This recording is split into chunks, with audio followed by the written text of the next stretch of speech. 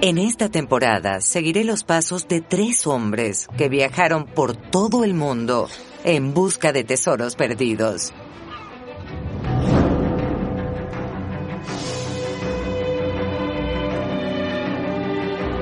Los descubrimientos que hicieron reescribieron la historia. Estoy en presencia del nacimiento del arte vikingo. Y revelaron la verdad de cómo comenzaron las sociedades humanas. Lo que iban a descubrir aquí iba a reescribir el libro de la civilización occidental. Pero estos hallazgos no siempre son lo que parecen, porque sus descubridores fueron producto de sus épocas. Hombres impulsados por el nacionalismo, el colonialismo y el ego, compitiendo para dejar su huella en nuestro pasado compartido. En esta ocasión nos encontramos en Noruega para cumplir el sueño de toda una vida. ¡Oh, qué maravilla! Exploraremos el descubrimiento del barco vikingo más antiguo y mejor conservado del mundo. Es tan valioso que resulta difícil de comprender. Construido al principio de la era vikinga, ¡oh! Fue enterrado como parte de un funeral real. De algún modo, el barco y su vasta colección de tesoros funerarios sobrevivieron intactos durante un milenio antes de ser redescubiertos en 1903. Este hallazgo revolucionaría nuestra visión de estos legendarios guerreros, antes conocidos solo por su brutalidad. Fue desenterrado durante el auge del nacionalismo en Europa y se convirtió en un poderoso catalizador para que Noruega dejara de lado el dominio extranjero y ganara su libertad. Era plenamente consciente de un odio hacia los suecos. Conocido como el barco de Oseberg, es el sepulcro vikingo más lujoso y extravagante jamás encontrado. El Oseberg está a la altura de la tumba de Tutankamón. Quien haya sido sepultado aquí, sin duda perteneció a la realeza vikinga, pero con un giro que nadie esperaba.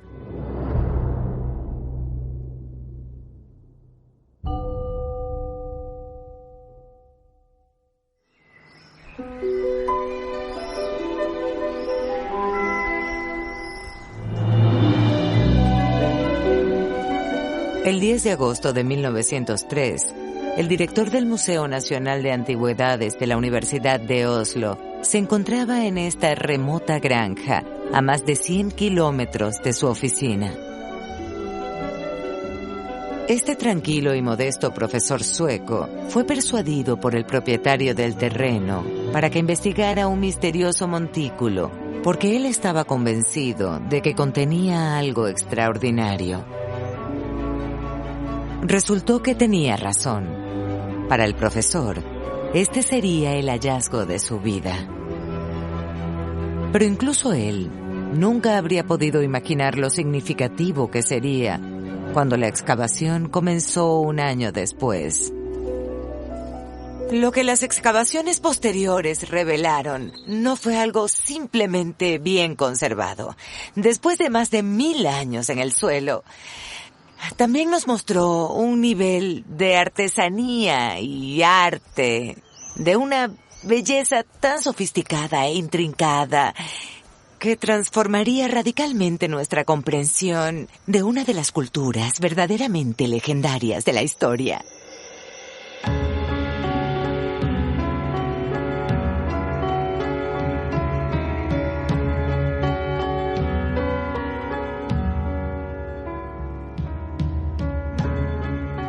El montículo contenía un barco vikingo casi completo, que de algún modo había sobrevivido en increíbles condiciones, junto con su extraordinaria colección de tesoros funerarios.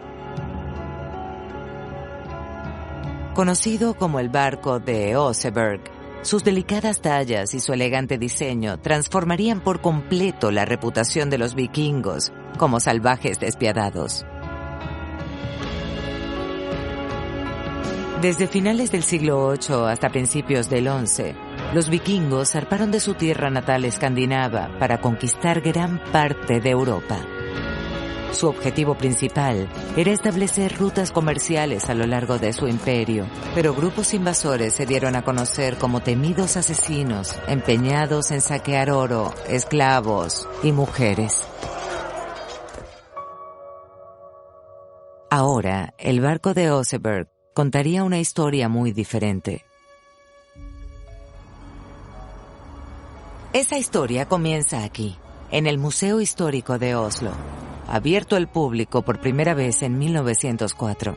Para entonces, el encargado era el profesor Gabriel Gustafsson.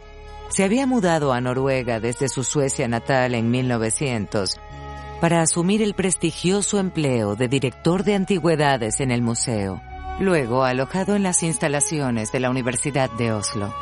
Fue mientras se preparaba para el traslado al nuevo edificio que un terrateniente local le hizo una visita inesperada. En la tarde del 8 de agosto de 1903, uno de los días más calurosos del año, un granjero llamado Oscar Rom vino al museo específicamente para ver al profesor Gustafsson, cuya oficina está detrás de esta puerta.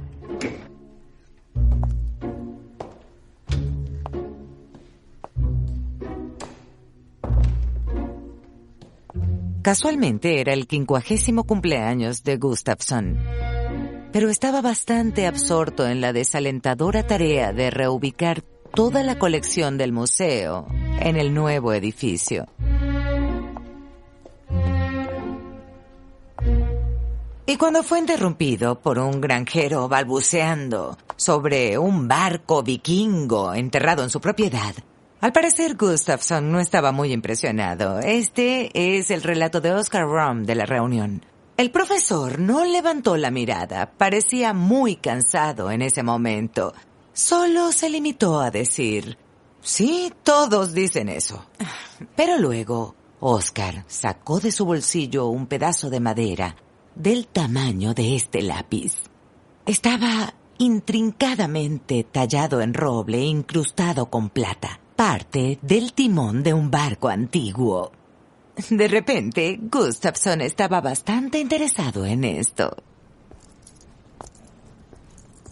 Por suerte, el museo también tiene el archivo del profesor Gustafsson, donde podemos leer lo que realmente pensó sobre la visita del granjero Oscar Rom. Estas cajas contienen sus agendas de trabajo, bocetos y copias de sus cartas profesionales, incluyendo una que escribió inmediatamente después de que el granjero dejara su oficina. Tenemos una copia de la primera carta que él escribió a Oscar Rom el 8 de agosto de 1903, así que debió ser justo después de esa visita. ¿Así que esta era su letra? Así es. ¿Y qué Bien. dice?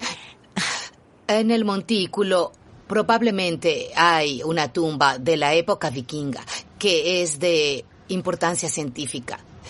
Cualquier alteración está prohibida. Vaya. Si alguien rompe esa regla, ¿será enjuiciado? ¿Es el término? Sí. Eso es fantástico. Sí. ¿Sabes qué? Sí. Para hacer una carta tan corta, Sí. estableció su caso de una manera muy completa. Sí. Encontró el barco, creía que era de un funeral vikingo, Sí. que la universidad debería investigar. Y Desde quien se luego. atreviera a poner un pie en ese montículo Claro. sería enjuiciado. Sí. Es muy conciso. Él sabía lo que quería. Sí. Creo.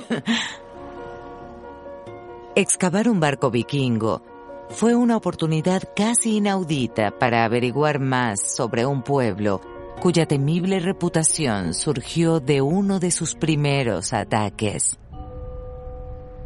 Tuvo lugar no en Europa continental, sino en la pequeña isla mareal de Lindisfarne, frente a la costa inglesa de Northumberland. Conocida como Isla Santa, en el año 634 después de Cristo, monjes irlandeses establecieron un monasterio allí con el fin de convertir a los paganos locales al cristianismo.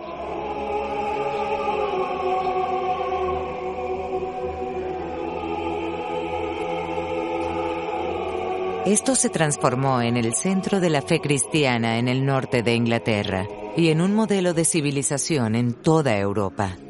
Alejados de las distracciones del continente, los monjes vivían una sencilla pero diligente vida de adoración y estudio. También fueron artistas célebres, creando manuscritos miniados con adornos, como los Evangelios de Lindisfarne, una de las mayores obras de arte medieval de Europa. Pero luego, en el año 793, todo cambió. El 8 de junio, la vida en este idílico monasterio isleño fue repentina y violentamente destrozada.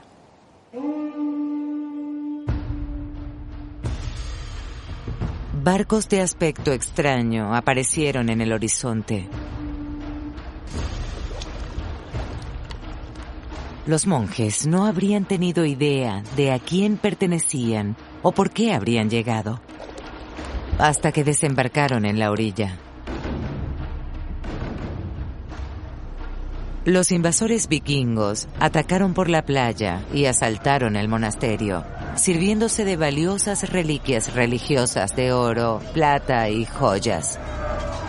Saquearon todo lo que pudieron encontrar y asesinaron brutalmente a los monjes.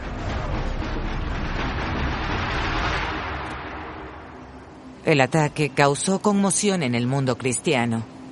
El relato más conmovedor proviene de un monje llamado Alcuino que creció no muy lejos de aquí. Escribió: "Nunca antes hubo tales terrores en Gran Bretaña como hemos sufrido ahora en manos de una raza pagana. Estos bárbaros derramaron la sangre de los santos en los altares y pisotearon los cuerpos en el templo de Dios como estiércol en la calle". Este tipo de ataques se convirtió en el sello distintivo de 3 siglos de expansión por parte de los vikingos. Sus barcos atravesaban océanos y tierras a través de ríos. Mientras colonizaban Islandia y luego Groenlandia, forjaron vínculos comerciales en Rusia. Y en el siglo XI se convirtieron en los primeros europeos en llegar a Norteamérica. La masacre de Lindisfarne fue con toda seguridad donde comenzó la reputación de los vikingos como salvajes, despiadados y, por supuesto, sanguinarios. Ellos mismos lo habrían promovido. Sabían que el miedo era un arma poderosa. Y pronto, con solo ver sus barcos, era suficiente para causar pánico y terror. Y así, durante más de 1000 años, la temible imagen del guerrero vikingo simplemente se mantuvo. Los vikingos provenían de lo que ahora se conocía como Escandinavia, que en los próximos 5 siglos se convirtió en 3 estados independientes: Dinamarca, Noruega y Suecia. A mediados del siglo XIV, la peste bubónica acabó con casi 2/3 de la población noruega, incluyendo la mayor parte de su élite social. Política y económicamente paralizada, se convirtió en el socio más débil en 2 alianzas forzadas. Primero con Dinamarca en 1536 y luego con Suecia en 1814. En 1903, cuando Gustafsson comenzó su investigación, esta segunda alianza estaba al borde del colapso. Los noruegos estaban decididos a reclamar su independencia, y los suecos eran a menudo vistos como enemigos. En este contexto, el sueco Gustafsson se preparó para inspeccionar el montículo, el cual creía que podría contener un barco vikingo. Quería marcharse de inmediato, pero aquella noche debía celebrar su cumpleaños con su familia, así que partió a primera hora al día siguiente. Estoy siguiendo su rastro a unos 100 kilómetros al sur, hasta la granja de Oscar Rom, cerca de la pequeña ciudad de Tønsberg. Las cartas de Gustafsson dan la impresión de que era un sujeto tranquilo y sereno, pero tras haberse asentado en Tønsberg, puedo imaginar que sentía una mezcla de emoción e inquietud. ¿Sería esto el hallazgo de su vida? ¿Aseguraría su reputación en el mundo académico? ¿Tal vez en la imaginación pública? O, como sospecho, también habría temido que todo pudiera resultar una falsa alarma o incluso un engaño. El profesor llegó temprano, el 10 de agosto de 1903, y Oscar lo llevó con entusiasmo al montículo en su granja. Gustafson hizo algunas excavaciones exploratorias iniciales y pronto descubrió la evidencia irrefutable que él necesitaba. Escribió esto en su diario. Al examinar el montículo, nos encontramos por primera vez con una cámara funeraria, una especie de techo que protegía la tumba. Al bajar, me encontré con mesas de roble remachadas. Todo es extremadamente sólido. También ha permanecido excelente por lo que hemos podido ver hasta ahora. Lo que aún no sabía era que bajo sus pies, la arcilla y la tumba del montículo se habían mantenido húmedas por un pequeño arroyo. Las condiciones perfectas para preservar los miles de fragmentos de madera durante más de un milenio. Finalmente, sin duda se trataba de un barco vikingo. Pero la siguiente pregunta era, ¿Gustafson tendría permitido excavarlo? El problema era que, según la ley noruega, cualquier tesoro encontrado pertenecía al terrateniente. Lo que nos lleva a la curiosa historia del vecino de Oscar Rom, Johannes Hansen, que hasta hace muy poco había sido dueño de esta tierra. Al igual que muchos europeos de clase obrera a finales del siglo XIX, Johannes se había ido a Estados Unidos en busca de una vida mejor. Pero pronto se encontró en dificultades, viviendo en la miseria en los barrios de Brooklyn. Desesperado, se dirigió a una vidente, quien le dijo que para hacerse rico no necesitaba sufrir tales dificultades en Estados Unidos, porque en su granja en Noruega había oculto un gran tesoro. Hansen estaba convencido. Tan pronto como pudo, regresó a Noruega y comenzó a excavar el montículo. Pero no encontró nada, así que dejó de hacerlo. Le preocupaba encontrarse con una fosa de plagas llena de víctimas de la peste negra. No fue así, pero irónicamente, el pobre Johannes pronto murió de una enfermedad que había contraído en Estados Unidos. Para Oscar Rom, que compró la tierra en 1903, esto resultó ser un giro bastante afortunado en esta historia. Oscar no solo tuvo suerte, también fue astuto. Si había un tesoro vikingo enterrado, sabía que como propietario legal, simplemente podía venderlo al mejor postor. Gustafson estaba horrorizado. Se dio cuenta de que si era superado, el frágil barco sin duda sería destruido y perdido para siempre. Aún más, se avecinaba el invierno y el suelo pronto se congelaría, así que las excavaciones tendrían que esperar hasta la primavera.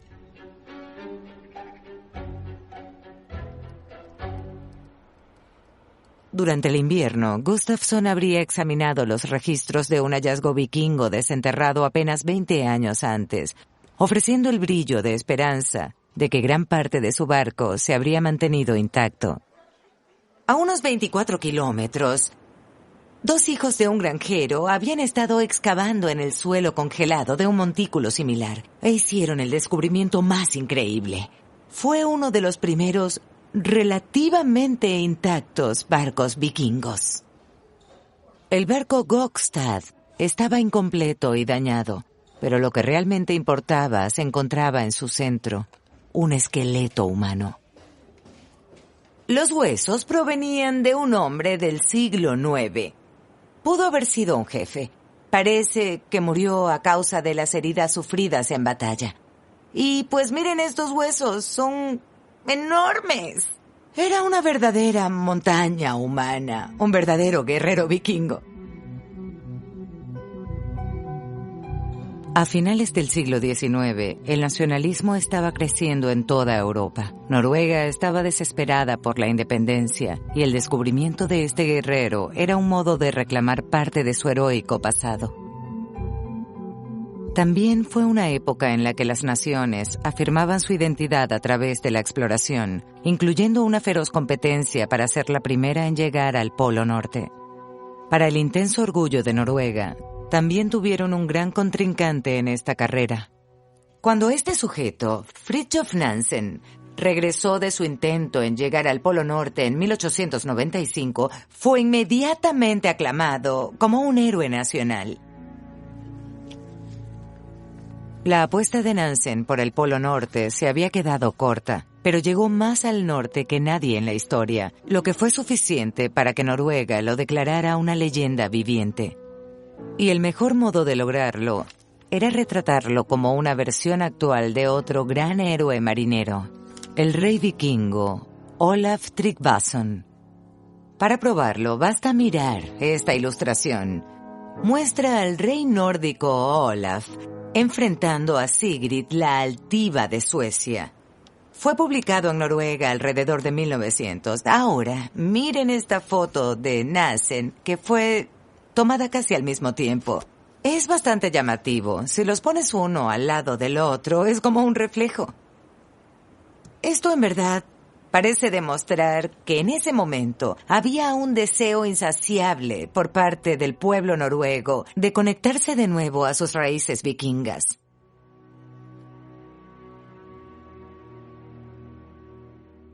Esto puso a Gustafsson en una posición difícil.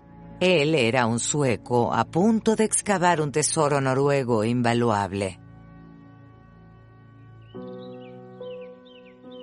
En marzo de 1904, Gustafsson había organizado su equipo, recaudado fondos del gobierno y estaba listo para comenzar a excavar. Según el arqueólogo Terje Gansum, lo único que lo detuvo fue el terrateniente Oskar Rom, quien aún esperaba el mejor acuerdo financiero que pudiera negociar. Oskar Rom era un sujeto fascinante. En la literatura es retratado como un granjero codicioso. Quería ganar dinero. No hay nada de malo en eso. Y no le importaba que el profesor Gustafsson proviniera de Oslo y le dijera cómo comportarse. No prestó atención. Pero el profesor también tenía su agenda. No quería pagar más de lo necesario y argumentaba que, dado que el barco y todo estaba en pedazos, ellos deberían reducir el precio. Estaba roto. Estaba roto. Oskar exigía 12,000 coronas. Una fortuna. Para sorpresa de Gabriel, el museo finalmente cedió. Pero aún había mucha tensión entre ellos. Así que, de hecho, dejaron de hablarse y escribían notas cada mañana para intercambiárselas. Ten, lee mi nota. Sí. Gustafsson ya se había enfrentado a prejuicios de colegas y vecinos noruegos. Ahora iba a liderar la excavación más grande del mundo, bajo la mirada de una nación dispuesta a quedársela por su causa nacionalista. La excavación comenzó el 13 de junio de 1904. La expectativa era alta. Todos esperaban un barco, un guerrero y un tesoro. Pero luego, el desastre. Lo primero que Gustafsson casi descubrió fue una trinchera excavada siglos antes en la cámara funeraria. Se dio cuenta, para su horror, de que cualquier metal precioso había desaparecido, quizás saqueado por profanadores de tumbas. Fue una enorme decepción, porque todo el país esperaba que encontrara tesoros increíbles. Dentro de su propia colección, en el Museo Histórico, había un magnífico ejemplo de un tesoro vikingo del siglo IX, descubierto en 1834, nuevamente en una granja a menos de 50 kilómetros de Oslo. Esto es conocido como el Hornhord y es uno de los mayores tesoros vikingos de oro jamás descubiertos.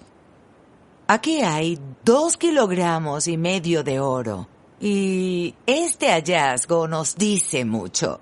Podemos ver monedas que han sido modificadas como dijes. Esta es una moneda romana que ha tenido este accesorio unido a la parte superior que la convierte en algo que se pueda llevar puesto.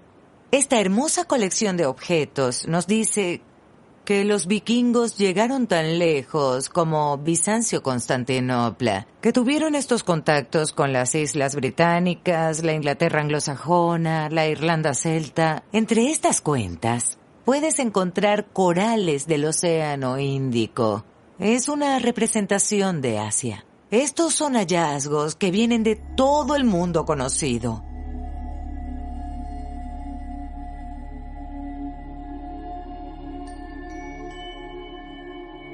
Todo esto nos muestra una narrativa tradicional de los vikingos, que son guerreros barbudos, viajando en barcos, recorriendo océanos y saqueando tesoros, llevándolos de vuelta a sus tierras.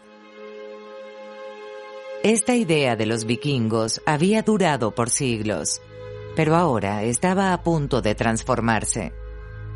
A medida que avanzaba la excavación, la consternación de Gustafsson se convirtió en alegría. El suelo anegado había conservado un diferente tipo de tesoro. Posesiones personales, diseñadas para acompañar a un vikingo a la otra vida. Mucho más preciosos que el oro o las joyas, estos objetos de madera se habrían encontrado en las casas de los jefes vikingos y en los salones de banquetes. Nunca antes se había visto la vida vikinga con este íntimo detalle. Tenemos estos trozos de madera del barco, un trineo y estos tapices. Todos estos artefactos brillantes, con tallas, entre otros, de muy alta calidad. Todo un tipo de artesanía. Lo que tenemos aquí es todo lo que normalmente se perdería. Materiales, sí. Madera. Y es tan valioso. El Oseberg es tan único que es muy difícil de captar. Los pocos restos humanos habían sido esparcidos por los saqueadores, pero las condiciones anaeróbicas incluso habían preservado la carne de algunos de los animales, sacrificados para proporcionar un banquete a los muertos en su viaje a la otra vida. El estómago del buey en la popa de la nave se conservó. Vaya. Así que saben exactamente lo que ese buey había estado comiendo antes de matarlo. Sin duda, este sería el logro culminante de la carrera de Gustafsson, incluso si la parte de excavación carecía de cierto encanto. Supongo que fue un trabajo apestoso que hacer. Olía, pues ya sabes, con 15 caballos en descomposición, comenzando una nueva descomposición al abrir Ni siquiera había pensado en eso. Sí. Oh, no, qué asco. Y Gustafsson dice también en su diario que no es muy divertido que las personas en la parte superior del montículo te miren con el trasero al aire, excavando caballos apestosos. Lo sé, él escribió sobre personas mirándolos, Sí, sintiéndose observado. Hablaba de la prensa en particular. No le gustaba, ¿cierto? No, supongo que él era el típico académico anticuado que quería el orden y la tranquilidad. El meticuloso registro y la documentación sistemática de Gustafsson eran muy avanzados para su época y vitales para el éxito de este enorme desafío interdisciplinario.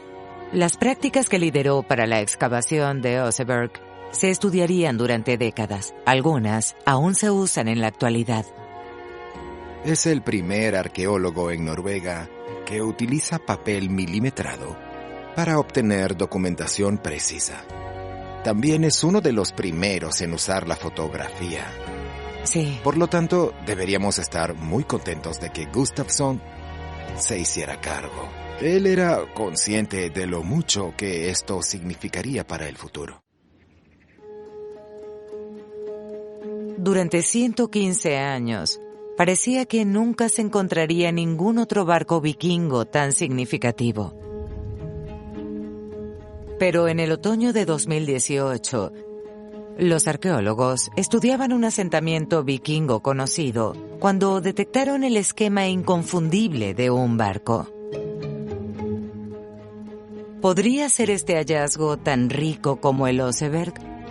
2 años más tarde, tengo la suerte de poder visitar la primera excavación de barcos vikingos de Noruega desde la de Gustafsson. Basándose en su legado, este equipo tiene la ventaja de la tecnología del siglo XXI para ayudarlos, lo que no está nada mal. Las maderas de este barco se han podrido por completo, dejando solo una leve marca en el suelo. Aún así, es un evento nacional para Noruega con transmisión en vivo a través de Internet, además de una serie de transmisiones en vivo de una semana desde el sitio. Así que imaginen el impacto que el barco Oseberg, totalmente conservado, habría causado en ese momento. Y a diferencia del profesor Gustafsson, el director de este proyecto, Christian Rutsrud, acoge positivamente la atención. Ha habido tanto interés mediático de todo el mundo y, por supuesto, los noruegos están muy orgullosos de esto. Los barcos restantes, el Oseberg y el Gokstad, son símbolos nacionales y este será el 4º barco vikingo bien documentado. Y obviamente es mucho más lento comparado con cómo el barco Oseberg fue desenterrado. No podemos compararlo con el Oseberg. No está tan bien conservado, pero aún es posible obtener mucha información de él a través del uso de la metodología moderna.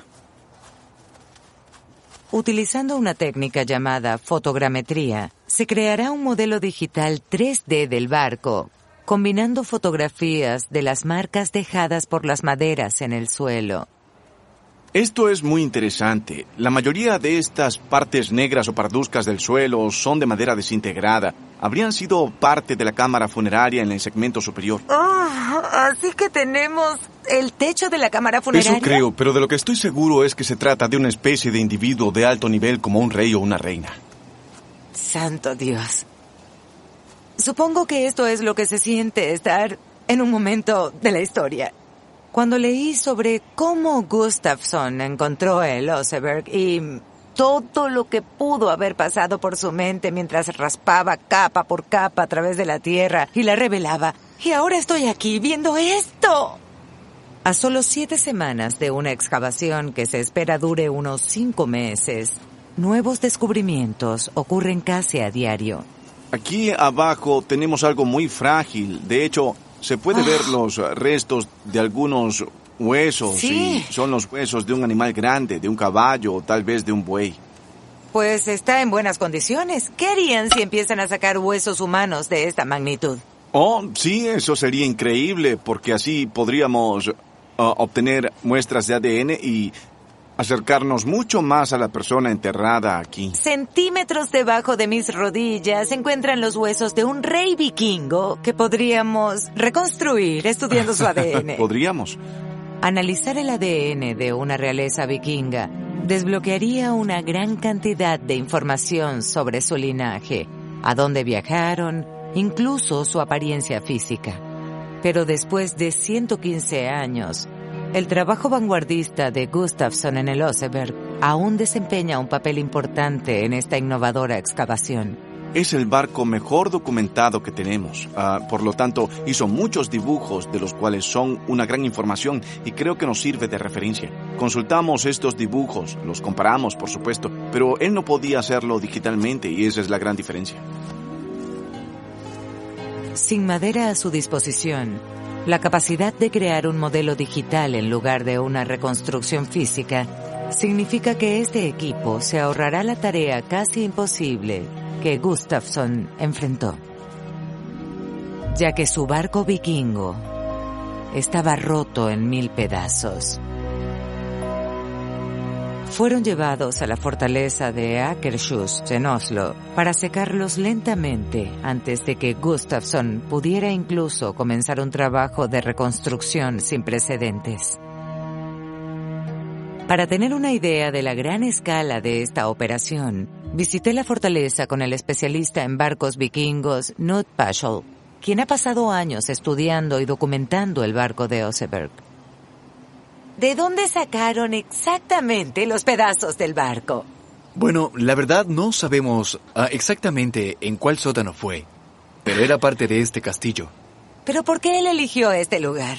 Querían que se secara lentamente, y un sótano húmedo en este castillo era más que excelente para ese fin. Así que se hospedó aquí durante varios años, luego lo llevaron a la universidad y empezaron a construir el barco. El barco estaba en 2,000 pedazos. ¿2,000? ¿Cómo diablos podrían reconstruir un barco con eso? ¿Por dónde empezar? Solo tenían que empezar con la quilla y construirla lentamente, ¿verdad? Pero no era solo el barco. También eran todas las cosas increíbles a bordo. Los trineos, los vagones, todo eso necesitaba cuidado de inmediato. Tuvieron que postergar la reconstrucción. Pero eso fue bueno también, porque necesitaba tiempo para pensar cómo diablos deberíamos hacerlo, por dónde empezamos. Tardó 21 años en completarse, pero valió la pena. Los vikingos no eran nada sin sus barcos, y el Oseberg nos enseñó lo avanzados que realmente estaban. Cómo su calado poco profundo les permitió navegar en solo 1 metro de agua. Cómo fueron construidos tan ligeros para transportar, pero tan fuertes para surcar mares abiertos. El trabajo de Gustafsson nos había dado algo realmente excepcional. El único barco vikingo casi completo del mundo. Al mirar el barco terminado, ¿qué porcentaje es original? Mi conjetura es del 95%. Eso es casi todo. Vaya. Y ese es el único barco vikingo de este tipo. Lo es todo. No encontraremos nada así de nuevo. Este es el único. ¿Cuánto crédito hay que darle a Gustafsson? Sin Gustafsson no tendríamos ese barco, eso es casi seguro. Por supuesto, es un poco difícil para nosotros. Él nació en Suecia y eso no nos agrada mucho en Noruega. Pero aún así, sí, está bien. Cuando Gustafsson comenzó la restauración del barco de Oseberg, Noruega finalmente ganó su libertad, siendo capaz de hacer sus propias leyes y determinar su propio futuro. El 26 de octubre de 1905, el rey Oscar II de Suecia renunció a su derecho al trono, y Håkon VII fue elegido como el nuevo rey de Noruega, que era entonces una nación independiente por primera vez en más de 4 siglos. Pero para un sueco como Gustafsson, Noruega seguía siendo un ambiente bastante hostil. Había vivido allí por 5 años, se casó con una noruega, trabajó y crió una familia, pero sintió que nunca le permitieron olvidar que era un extranjero. Escribió que se sentía como un exiliado, que deseaba estar en suelo nativo. Así que se metió de lleno en su trabajo. El monumental logro de Gustafsson en la reconstrucción del barco vikingo nos dio un enorme campo de conocimiento. En el presente, el arqueólogo experimental Jan Knudsen y su equipo de artesanos utilizan sus hallazgos para darnos una comprensión más profunda al reconstruir un barco vikingo funcional. Hola, Jan. Nina. Hola. Hola. Vaya, esto se ve genial. ¿Sí? Cuéntame, ¿qué estás haciendo? Partiremos este enorme tronco para hacer tablones para nuestro barco. Bueno, pensé que habría motosierras o sierras de doble extremo, pero No. veo que no hay nada de eso aquí. No es nada emocionante. Lo estamos haciendo a la antigua, como lo hicieron los vikingos. Utilizaron cuñas de hierro como esta para cortar. Y después usamos cuñas de madera más grandes y martillos para dividir el tronco. Dios, el proceso es increíble. Quiero intentarlo. Chicos, ¿puedo intentarlo? Sí. ¿De veras? No puedo creerlo. Quiero usar este martillo porque Pruébalo. tiene Sí. una cabeza más grande. Me siento Bien, fuerte. sí, así Allá voy. es. Sí, Bien. así es. Oh, sí. Esto se siente muy bien. Eso es muy Drenar bueno. un poco de ira. Estoy impresionada de mí. Sí, también estoy impresionado. Gracias. ¿Estás cansada? Fue suficiente. Rolf, ¿podrías...? Te dejaré tomar mi lugar, Sí. Rolf. Bien. El equipo tardó 3 arduas horas en cortar el tronco de extremo a extremo. ¡Sí! ¡Cuidado! ¡Sí! Vaya. Bien. Bien hecho. Excelente. Bien hecho, chicos. Gracias. Qué bonito y listo. Sí, tendremos unos hermosos tablones. ¿Cuántos creen que saldrán? Espero que sean unos 16 tablones. Eso es mucho trabajo para solo 16 tablones. Pero no es nada comparado con lo que se necesitará para terminar el barco. Necesitamos unos 400 metros de tablones para este barco. 400 metros. 400 cielos. metros. Empezamos hace un par de meses y tenemos 4 metros. ¡Oh, no! Falta mucho. ¿Qué aprendizaje les queda al hacerlo de este modo? Aprendemos que es posible hacerlo con solo herramientas muy simples. Y me sorprende lo que pudieron hacer hace 1200 años. Totalmente restaurado, el Oseberg era considerado un testimonio de las habilidades de construcción naval de los vikingos. Pero fue lo que se esculpió en él, lo que cambió nuestra imagen de ellos, de belicistas saqueadores. Un excelente ejemplo es el mascarón ornamental del barco, tallado en forma de serpiente enrollada. Esto era considerado demasiado precioso y delicado para ser exhibido, por lo que una réplica exacta de roble fue tallada a mano. Pero el original aún existe, y he obtenido acceso especial para verlo en un lugar secreto a pocos kilómetros de la nave en sí. Bueno, esto es algo que no muchos logran ver.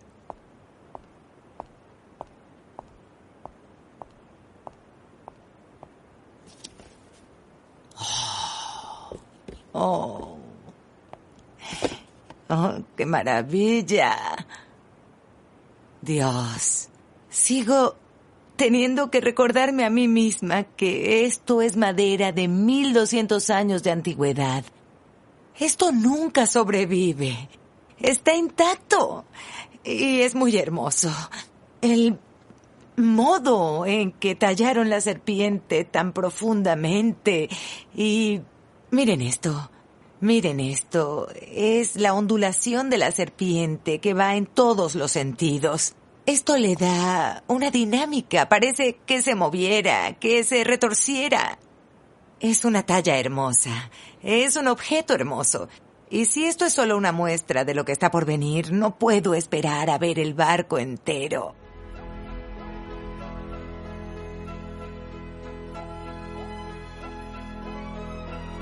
Con esta nueva apreciación, ha llegado el momento de visitar el debidamente llamado Museo de Barcos Vikingos de Oslo. Este singular edificio de forma cruciforme fue diseñado hace casi un siglo específicamente para albergar el barco de Oseberg. Tras la separación de Suecia, otorgarle al mayor tesoro de Noruega su propio hogar era motivo de orgullo. Y en 1926, cuando llegó el momento de transportar el Oseberg desde la ciudad hasta el nuevo museo, las personas se alinearon en las calles para echar un vistazo y admirarlo. Y yo, por mi parte, no puedo esperar a verlo.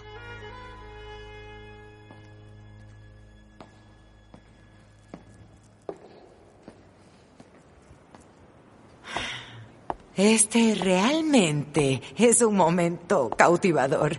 Sé que es normal ver a un presentador caminar en lugares asombrosos y decir ¡wow! Pero esto es algo nuevo para mí.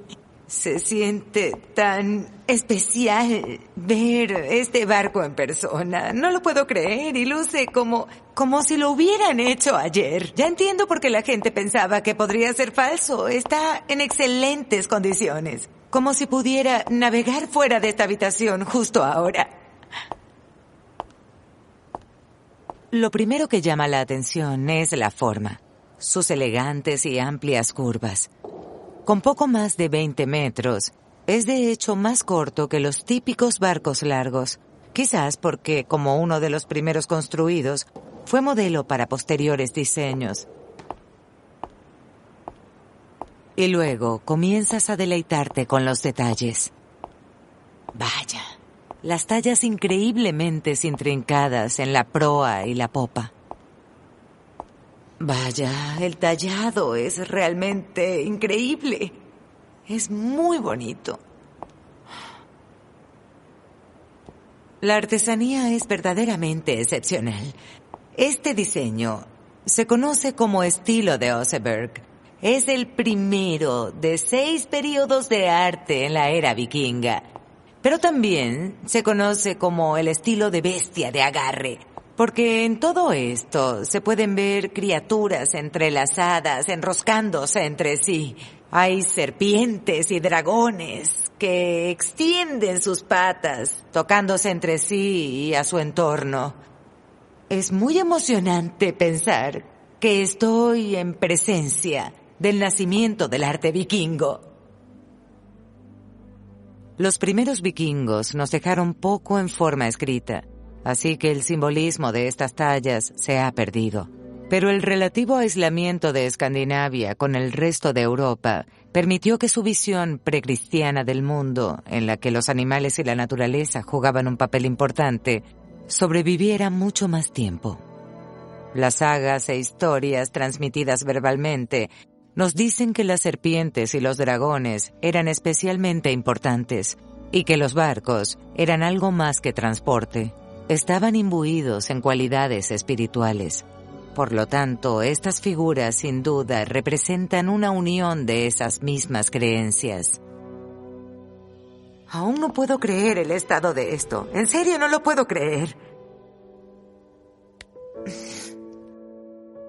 Trabajos como este solo podrían ser producidos por una clase artesanal dedicada.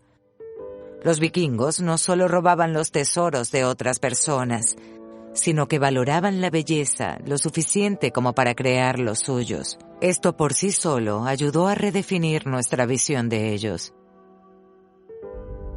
El Oseberg fue un gran avance desde el conocimiento que había llegado de previos hallazgos, como el barco más simple, el Gokstad, que ahora se encuentra junto a él. Gran parte de lo que vemos aquí es madera reemplazada, pero obviamente es un diseño mucho más básico y robusto. Un caballo de batalla destinado al comercio, los viajes y el terror. Es un hallazgo extraordinario, pero no nos ofreció mucho sobre la cultura vikinga. Cuando se trataba del descubrimiento del Oseberg, por supuesto, el barco en sí era la atracción estrella. Pero tan importante como sus tallas ornamentadas es el arte que se encuentra dentro de él. Una increíble colección de tesoros para acompañar al ocupante del barco a la próxima vida.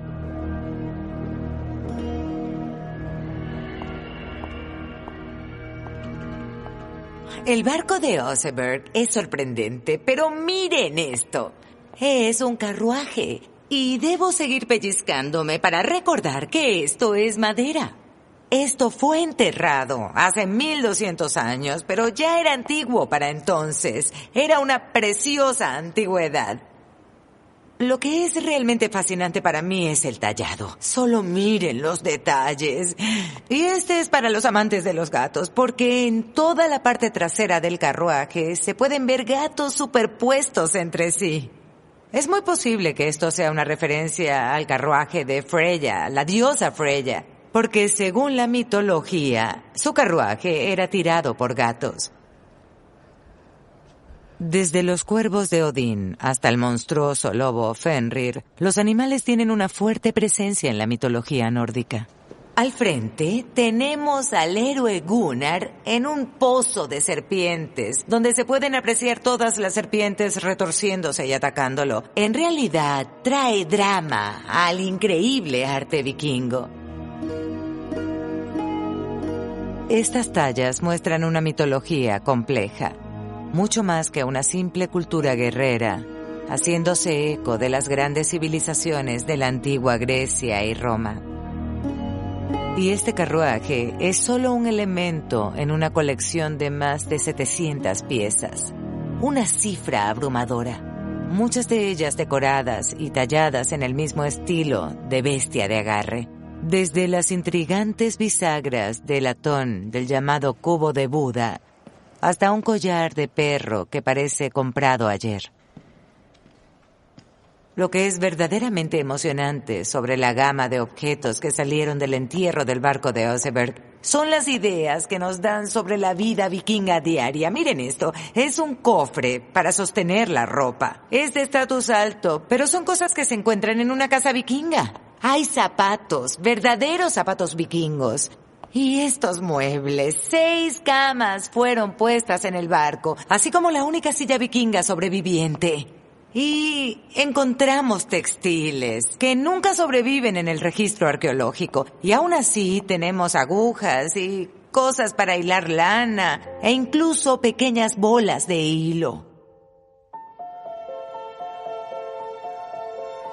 Estos objetos se suman a un panorama espectacularmente detallado de los vikingos en casa, trabajando, creando arte, cocinando y socializando. Muy diferente de los salvajes que habíamos imaginado con anterioridad.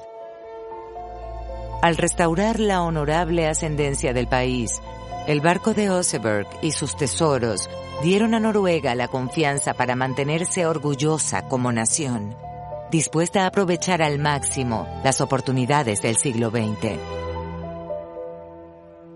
El profesor Gustafsson debió haber sentido que podía disfrutar de la gloria de su logro. Por el contrario, su vida se volvió más complicada.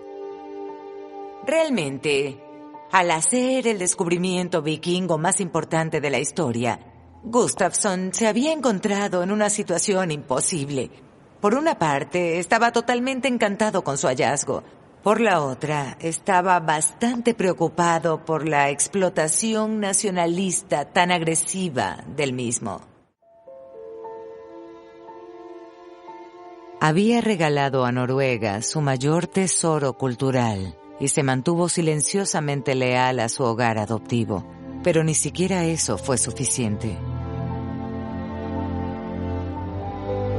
En sus cartas, Gustafsson escribió que era plenamente consciente de un odio hacia los suecos en su círculo social. La política, afirmó, está empezando a ser insoportable y anhelaba el momento en el que los países escandinavos se unieran en un acuerdo civilizado.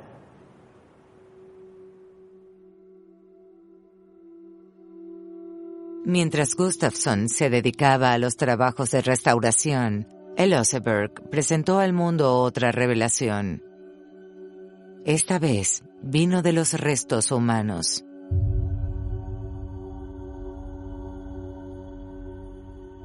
Antes de las excavaciones, se suponía que, al igual que la nave Gokstad, la tumba era quizás la de un guerrero o un rey. Pero a medida que extraían los huesos del suelo, era obvio que no había un solo cuerpo allí, sino 2 esqueletos. Y lo que se descubrió luego sorprendería a todos. No eran huesos de hombres. Esta lujosa tumba en realidad había contenido 2 cuerpos de mujeres vikingas.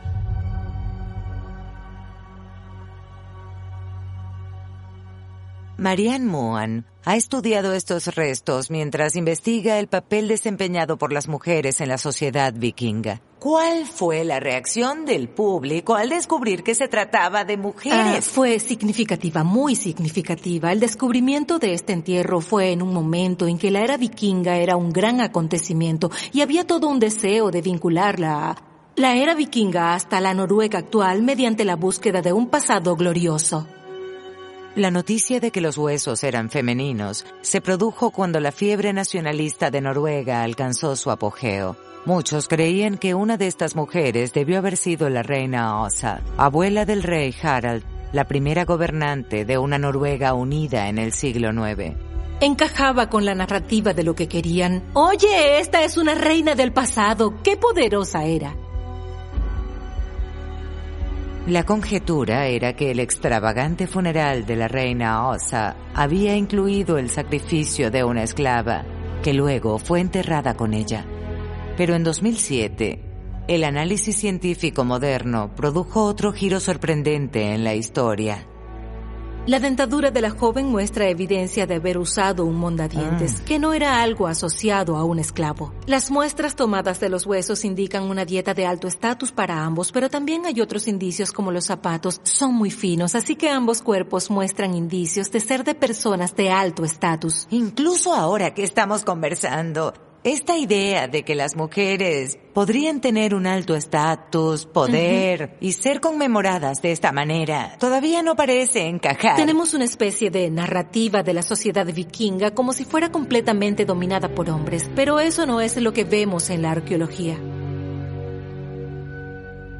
El hecho de que el entierro de Oseberg tenía no una, sino 2 mujeres poderosas revela que nuestra visión de los vikingos como una cultura dominada por hombres era simplemente errónea. El profesor Gustafsson, el héroe silencioso detrás de todas las revelaciones de Oseberg, nunca regresó a casa. Permaneció en Noruega luchando contra los sentimientos antisuecos dirigidos en su contra y pasó la siguiente década trabajando en la restauración.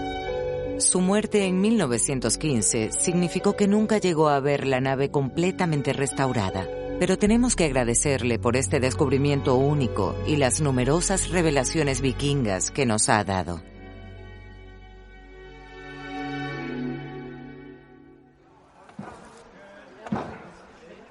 Los cadáveres de animales y otros objetos descubiertos en el barco Oseberg nos indicaron que los banquetes eran parte esencial de la vida vikinga. Hoy en día, los arqueólogos experimentales utilizan esta evidencia para recrear los banquetes vikingos. Esto ayuda a llenar los vacíos en nuestro conocimiento y revela detalles más íntimos sobre ellos.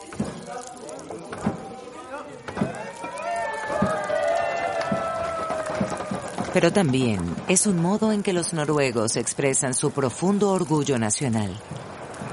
Su fundación toma el nombre de Oseberg. Obviamente es importante, pero ¿por qué es importante ese barco y ese descubrimiento? Bueno, en realidad este hallazgo, el Oseberg, es uno de los principales hallazgos arqueológicos en el mundo. Se encuentra a la altura de la tumba de Tutankamón y otros. Sí. Y llegó en el momento perfecto para Noruega. Uni, sé que tienes una conexión personal con la excavación arqueológica, ¿cierto? Sí, así es. Mi bisabuelo estuvo allí en 1904 y ayudó a excavarlo, sí. Sí, por supuesto. No era una persona muy importante. Era un granjero libre con su propia pala. Sí. Tenía una pala, así que podía cavar. Podía cavar, sí. Pero pensando en la era vikinga, los barcos eran sumamente simbólicos para entonces, ¿no es así? Los barcos eran, sin duda alguna, muy simbólicos. Se sabía que tenían su propia alma. Podrían castigar a la tripulación o podrían recompensarla. Los barcos, con sus almas vivientes, se incrustaron profundamente en la cultura vikinga, celebrados en su arte, en las historias y también en las canciones.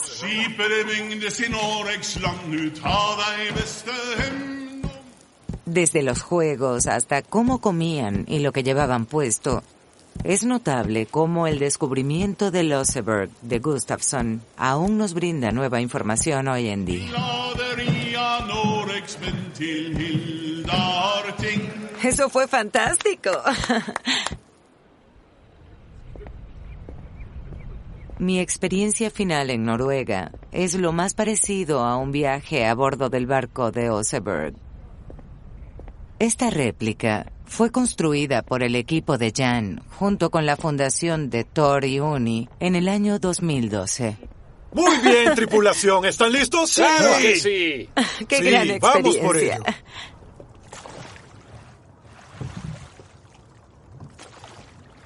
Fue creado en principio para demostrar que el original era realmente navegable. No solo ceremonial, como algunas personas pensaban, pero también muestra que además de una hazaña de gran resistencia, un viaje vikingo por el mar era de tranquila contemplación. Pueden estudiar todo lo que quieran sobre barcos vikingos en libros, pero aquí es donde de veras se aprende.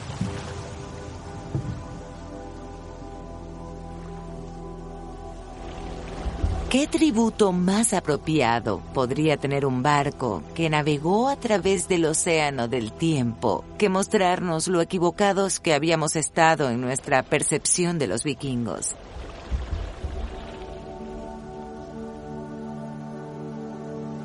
Y pensar que todo pudo haberse perdido fácilmente. El barco de Oseberg simplemente no debería existir. Esa arcilla húmeda nos dejó la reliquia más extraordinaria. Y además nos dice mucho sobre el pueblo vikingo, sobre las mujeres, el hogar, el arte, sobre cómo vivían realmente los vikingos. Pero Gustafsson es tan parte de esta historia como el barco en sí. Mientras él desenterraba todos esos trozos de madera, pieza por pieza, estaba salvando a 2 grupos de personas. Estaba rehabilitando a los antepasados de una nación y galvanizando al pueblo noruego del siglo XX. Ese es el verdadero poder de la arqueología.